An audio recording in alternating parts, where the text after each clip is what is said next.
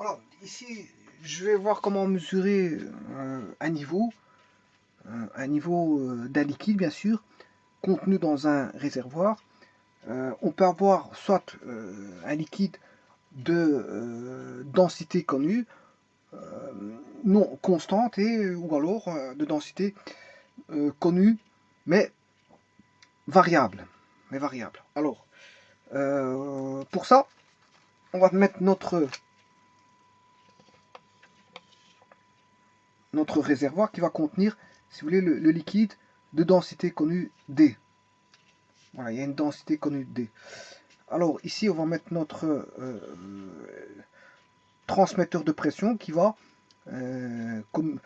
détecter, c'est un capteur de pression, qui va détecter la pression P. Alors, grâce à cette pression, on a la lecture de la hauteur qui va se faire jusqu'ici. H. Voilà, en détectant la pression. Maintenant, comment va-t-il faire? Tout simplement par la loi de Pascal. La pression est égale à quoi? Rho G fois H. C'est la loi de Pascal, Rho G H. Maintenant, si le rho est connu, ça pose aucun problème. Par contre, si le rho n'est pas connu, enfin, je m'excuse, si le rho est connu et constant, ça pose aucun problème. On détecte le rho et on met dans la formule. Maintenant, si le rho est connu mais variable, à ce moment-là, il faudra faire une lecture de ce rho variable. Et donc, il faudra prendre en compte, je veux dire, il faut la mesurer et la faire intervenir de façon soit numérique, soit analogique ou manuelle, pour en déduire, si vous voulez, la hauteur H du liquide. Voilà.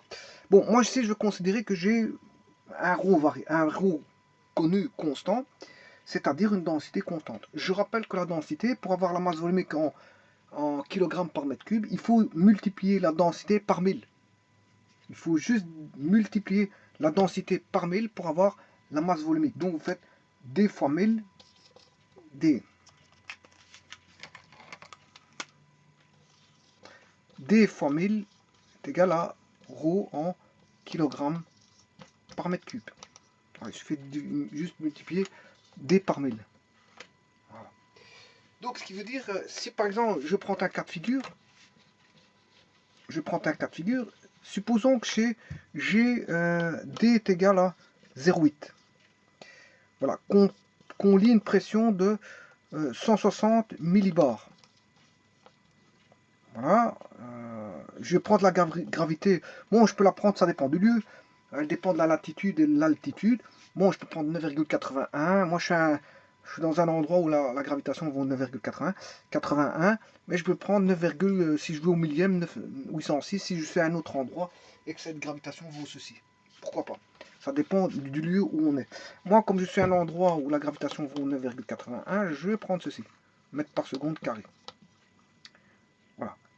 Donc maintenant, je peux faire mon calcul, sachant que la loi de Pascal, c'est la pression est égale à rho GH, mais j'aurai la hauteur qui est égale à P sur rho G. P sur rho G. Donc, la hauteur, pour trouver la hauteur, est égale à P sur rho G. Je peux ramener, c'est un calculateur qui fait ça. Hein. Voilà, donc un calculateur qui va vous donner une mesure directe. Hein. Voilà, c'est une mesure directe, parce que si je devais calculer manuellement, c'est une mesure indirecte. Mais si un calculateur va calculer, connaissant le rho, le g, vous introduisez dans le calculateur rho et g, il va vous calculer, le capteur va lui transmettre l'information de pression, il va faire son calcul, puisqu'il y a une formule dans le calculateur qui va permettre de calculer P est égal à P sur rho g est égal à H. Donc on aura la hauteur. Alors, le rho, c'est un liquide de densité connue et constante qui vaut 0,8. Je fais fois 1000 pour avoir un kg par mètre cube. Donc ce sera 800 kg par mètre cube. Le G, j'ai dit que je le faisais dans un endroit où la gravitation était de 9,81.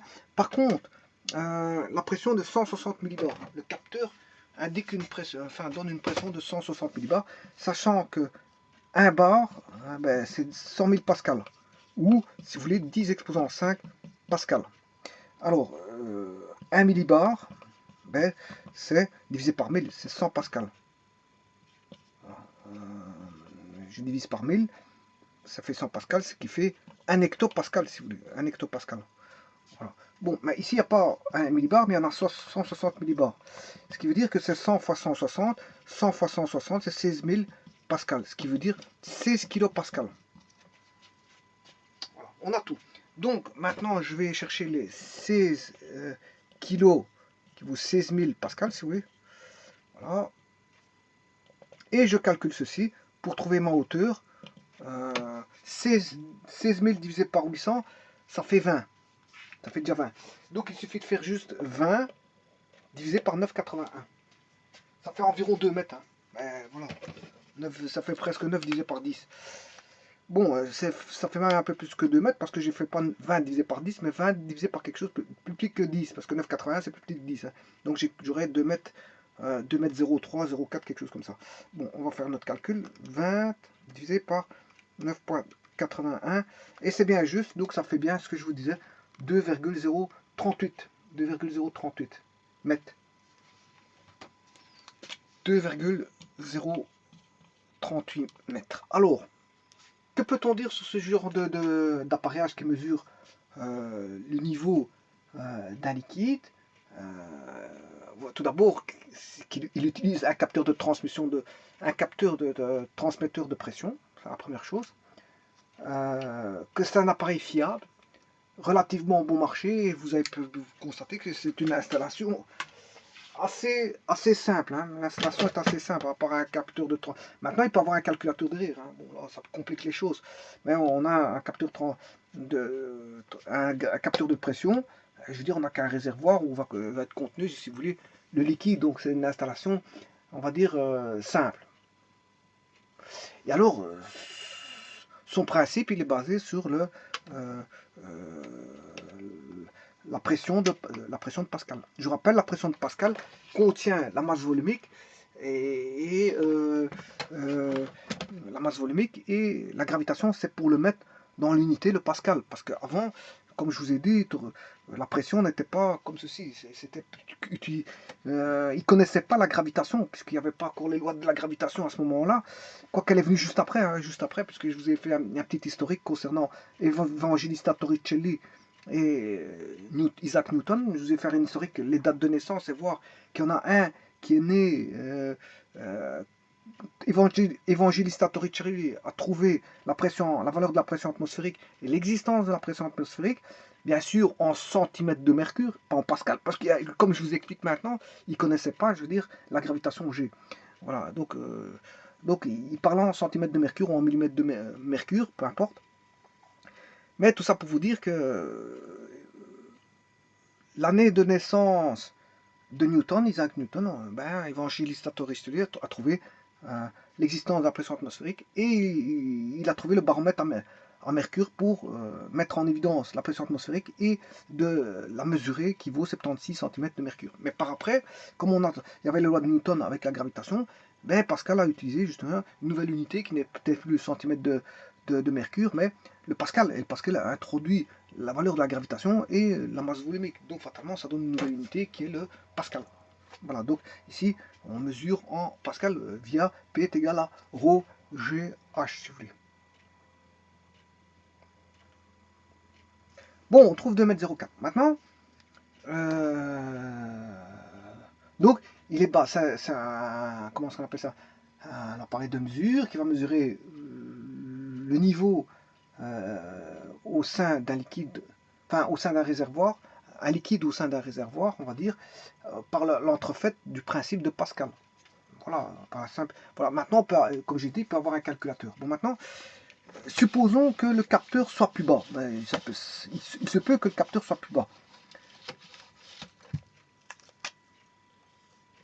Bon, déjà, quand j'ai mis le capteur ici, je mesurais la pression par rapport au capteur. Hein. Donc ici, ça veut dire qu'il y a un étalonnage qui a déjà été fait ici. Voilà, on connaît cette hauteur-là. Cette hauteur-là est connue. On part d'une petite hauteur, on va passer le capteur. Bon, maintenant, je ne mets plus le capteur ici, mais je vais le mettre plus bas. Donc supposons qu'il est... Je vais mettre ici. Le capteur. Ce qui veut dire que, bon, j'ai la mesure de H, ici du liquide, hein, mais à ça vient s'adjoindre une nouvelle hauteur, qui est la hauteur H. Donc il faut tenir compte de deux hauteurs. Donc H, petit h et grand H. Bon, il n'y a pas de souci. Bon, mais ça, quand on fait l'étalonnage, on tient compte de ce décalage en fait. Enfin, je dirais plutôt à l'ajustage du transmetteur. Donc ça veut dire que si vous faites, s'il est fait comme le petit bout que je vous ai montré ici, si vous rajoutez ceci qui est toujours constant, ben, ceci est pris en compte par l'ajustage. Il n'est pas visible pour l'utilisateur parce qu'en fait il est intégré directement dans la formule. Et comment l'intégrer? Ben, si H est une constante, je vais considérer que là j'ai 1,5 m.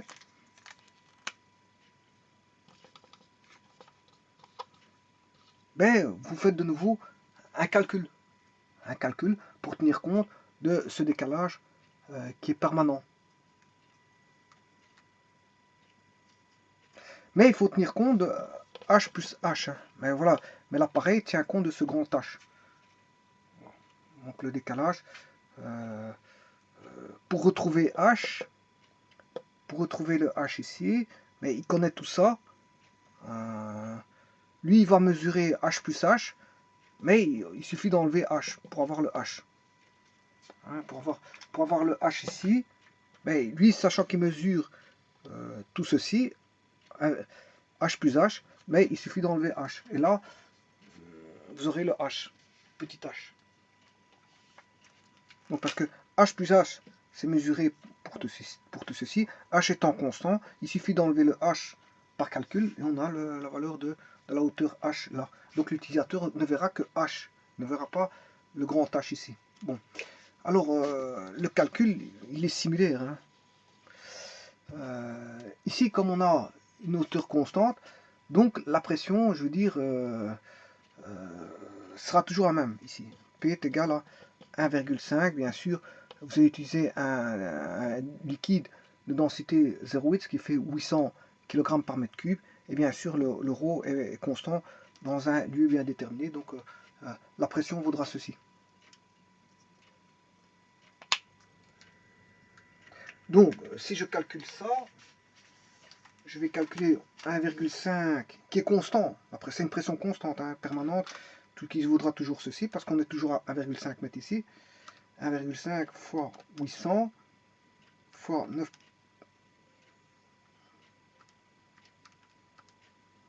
Je recommence, je me suis trompé.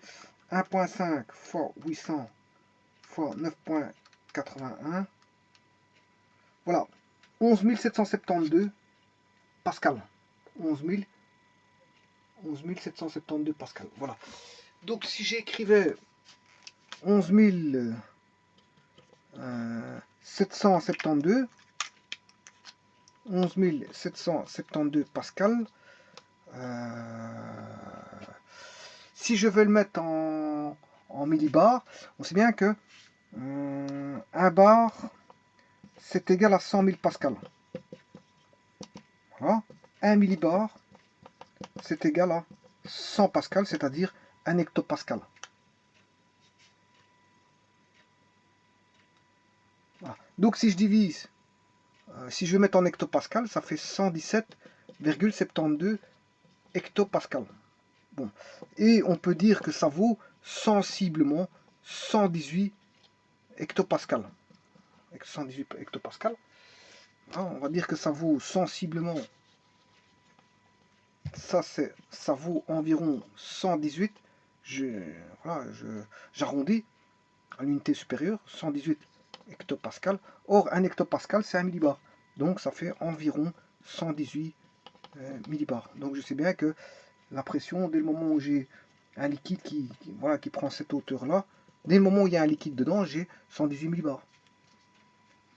Et ce sera une pression constante de 118 millibars pour autant que on a le liquide, un liquide de densité connue D qui vaut 800, parce que si vous avez un autre liquide avec une autre densité supérieure, ben, vous aurez une pression plus grande. Hein. Voilà, parce que s'il a une densité plus grande, c'est que ça veut dire que la masse volumique est beaucoup plus grande, ça veut dire qu'il est beaucoup plus massique. Plus massique. Par unité de surface, il sera plus massique. Hein. Voilà, plus pesant. Il sera plus pesant. Sur une section bien donnée, on aura, pour une certaine hauteur, je veux dire, un liquide plus pesant qu'un autre, parce que la masse volumique est beaucoup plus grande. Et plus vous allez rajouter de la matière, et plus ça sera encore d'autant plus pesant. C'est d'ailleurs ça qui fait la pression. Hein. La masse volumique, dont vous démultipliez la hauteur. Et là, vous avez une certaine masse par unité de surface. Voilà. Voilà. Et il faut tenir compte, bien sûr, de la gravitation, parce qu'en fait, c'est surtout une force pesante, c'est-à-dire un poids. C'est un poids. Et le poids, il provient de rho. On sait bien que, d'après la loi de la dynamique, je peux refaire la démonstration, je l'ai déjà fait dernièrement. On sait bien que F égale ma, voilà, que le poids c'est égal à la masse, voilà, que le poids c'est égal à la masse fois la gravitation, mais quand on parle de liquide, on parle de la masse volumique en kg par mètre cube, donc en masse par volume, donc ce qui veut dire que si je veux la masse vaut ρV. On exprime pour les liquides et les gaz M égale ρV. Donc ce qui veut dire qu'ici, si je retire la notion vectorielle et que je parle en intensité, j'aurai P est égal à ρV G. Maintenant, si je parle en termes de pression c'est une force par unité de surface. Ici, si je considère que le poids par unité de section vaudra ρV sur S, G, et on sait bien que V sur S, ça fait H. C'est la hauteur. Voilà, donc on a la pression vaut ρ GH. Donc on comprend tout de suite que plus il y a du liquide, et plus la pression sera importante. Voilà, sera importante. Et plus il y aura du liquide, c'est-à-dire plus la hauteur va augmenter, plus ça sera important. Mais plus la masse entre deux liquides identiques, enfin deux liquides de masse volumique différente, deux liquides différents, de même hauteur, ben, celui qui va être avec la plus grande pression, c'est celui qui a la masse volumique la plus grande, parce que c'est lui qui est plus, on va dire, pesant par unité de section. C'est lui qui est plus pesant par unité de section. Voilà. J'ai tout dit. Donc à partir de mesures de pression, on peut mesurer une hauteur de liquide, si vous voulez. Voilà, je vous remercie.